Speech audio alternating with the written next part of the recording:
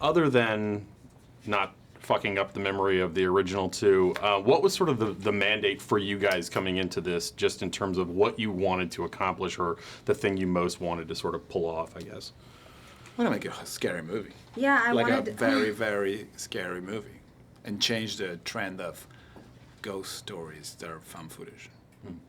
Yeah, I thought a lot about being scary and like what it means to be an actor and how to be scary, and I researched lots of villains, and that was like the first thing I thought about. Yeah, because we knew that it was no point of, it didn't matter. If we made a movie that respect the original so much, it was almost like a blueprint of the original, but then it's not scary for some, it would be a failure, right? So it had to be the scariest movie for the new generation, right? Like for me, the original film was the scariest movie I ever watched when I seen it when I was 12. So I kind of we want to bring back to a new generation. That was the goal, like to make a very scary movie. Yeah. Sure. Well, what was harder for you, being scary or being scared? Because it seems like both of those things are pretty yeah, they both taxing. Are, yeah, and they're both like hard things to pull off. It's sort of like I work on comedy most of the time, and that's also, I mean, maybe it's all hard, but I just mean like you can't like try to be funny, just like you can't try to be scary. So you just have to, I have this man telling me what is and what isn't and what to do. But I guess being scary is probably harder than being scared. I mean, I thought a lot about how to be scared in different ways, though, because there's a lot of scary things that happen in the movie, and some are scarier than others. And I thought about like, how are the millions different ways you can scream, because I scream so many times.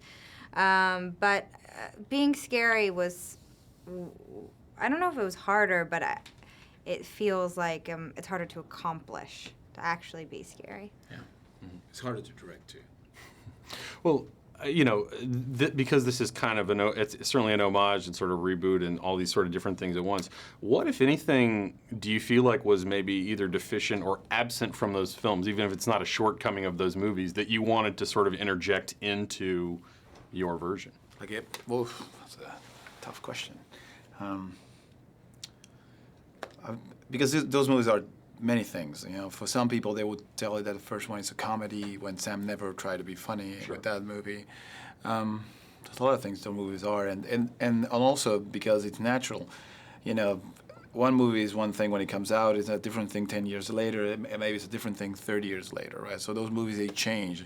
The audience that watches those movies today, they feel one way about it. So it's very hard to, to say like, well, this one has this thing and the other didn't, because it's very hard to kind of pigeonhole those other movies. They're like so hard to label, right? So at the end of the day, want to make sure that this one was a very scary movie, but at the end of the day, we weren't trying to turn it into something. We didn't decide, like, let's make it completely serious and not comedic.